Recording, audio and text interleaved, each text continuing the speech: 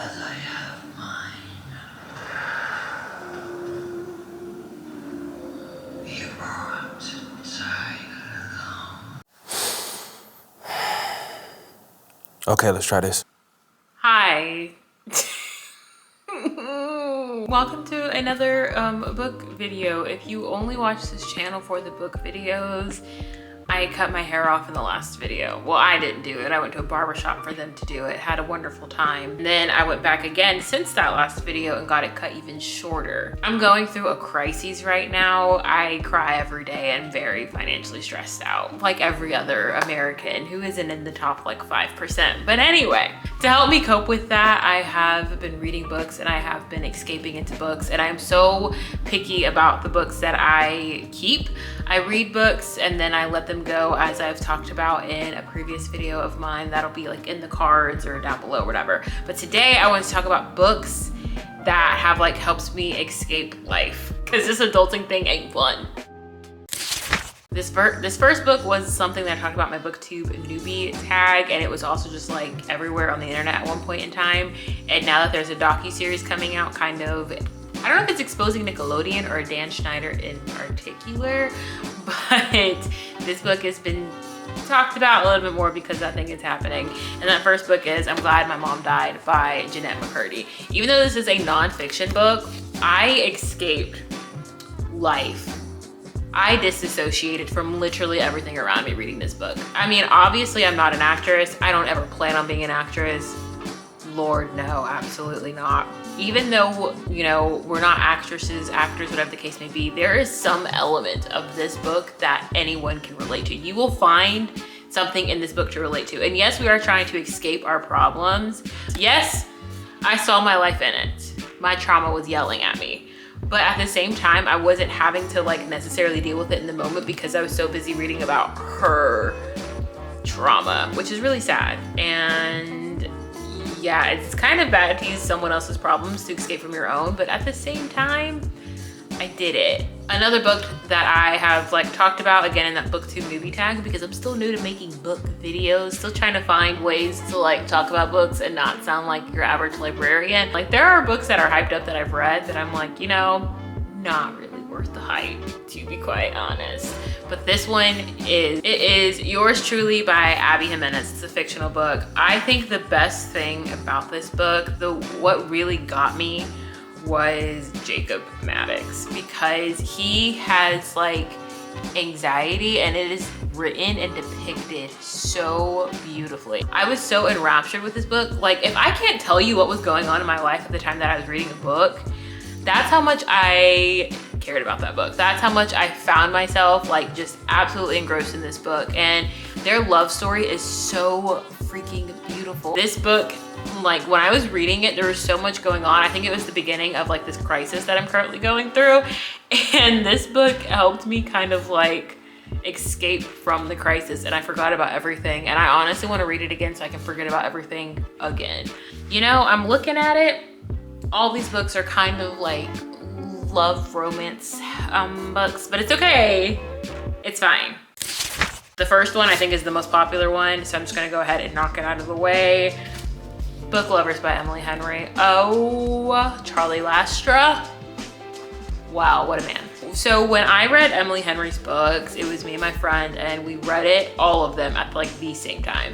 And we ranked them at the end. And the most recent one that Emily wrote was Happy Place, and it was like my friend's favorite, but like this book stays in my brain. Nora and Charlie's relationship was fantastic. The tension, the build up, I think what helped me just like completely forget everything around me was I was so engrossed in the build up between Nora and Charlie's relationship. And then like Nora, I think something else is that Nora was like figuring herself out. Like she wasn't truly happy with like what she was doing, and so she was discovering that it is actually possible for her to do what she wants to do.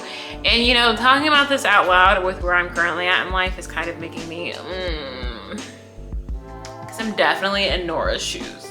Another book that apparently was like popular kind of for a brief moment, not as like big as like Lauren Asher and Lucy Score and all of those people, but it was Funny Shit Asked by Alyssa. It's either Alyssa or Eliza Sussman, and someone please correct me so I do not offend this woman.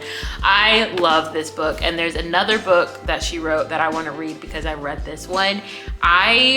It's such an easy read, and it was such an addictive read. But the build up, the tension between Gabe and Chani, and it's not even like that there was a lot of tension. I think one thing I really liked about this book is that it was like intimacy through words, and like there was intimacy through conversation and them getting to know each other. And I think that is what made it so beautiful. And the way the author wrote, like her writing style, her voice is so different from a lot of the like romance books that I've read. And I would, again, reread this in a heartbeat. I actually think I'm going to. I don't know, because I just bought like 17 more books. And then another book that was popular-ish when it initially came out, and like before reading was popular, this book kind of had a little wave. It is All the Bright Places by Jennifer Niven. I talk about this book or the movie, because the movie is also a thing. It's on Netflix, and I cry. I get brought to tears every time. This book is sad. It is sad.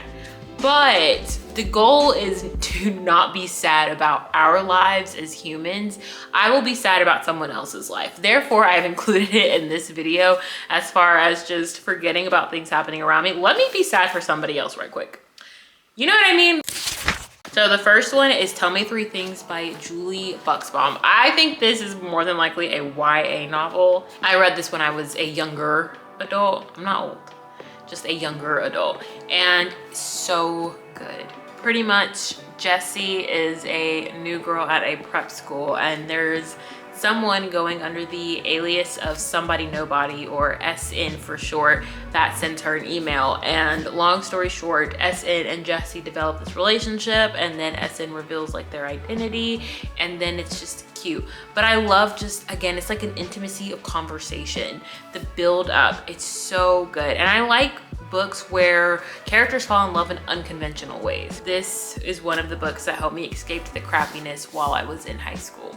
So the fact that I remember this, like, and I've graduated from college and am just trying to figure out a career, and I still remember this book from high school, like, and I have it, that is just, that's how good it was. Another book that is definitely a YA novel is Instructions for Dancing by Nicola Yoon. Everyone talks about Everything, and the Sun is also a star. This is a newer book, and I think she actually has another one coming out this year, so figured it out, so excited about it. So pretty much Evie will look at someone kiss, and she can pretty much see a summarized version of their love story. And because of that, her views and philosophy on love change. Does it help that her parents are like going through a divorce, or are they divorced? They're either going through a divorce or are divorced. It's something, I think they are divorced. Yeah, because she sees, yup. So this guy named X comes along and pretty much challenges her to like say yes to everything, and they build this connection. And as they're building a connection, Evie's like kind of view on love alters a little bit, and it changes, and it freaks her out. And I don't know, their story is amazing. And I think one thing that really helps this book just stand out and be great compared to the other books is the fact that Evie has a special ability. My very, very last book, and this is a book, I love this book. I don't even know how old the book review is on Simply Jamila. It's been so long since I've read this book, but it is a book that I cannot forget. It is 180 Seconds by Jessica Park. I don't know if anyone knows that this book is a thing. I don't know if other people read this book, but it is a book that is so good. There's Allison and Espen. Espen is essentially our content creator. He's our influencer. These words are not actually used in this book, by the way. This book is a little bit older than the content creation as a job generation. But that's essentially who Espen is. Espen is running this challenge where he sits down with anyone in the audience, and they stare into each other's eyes for 180 seconds.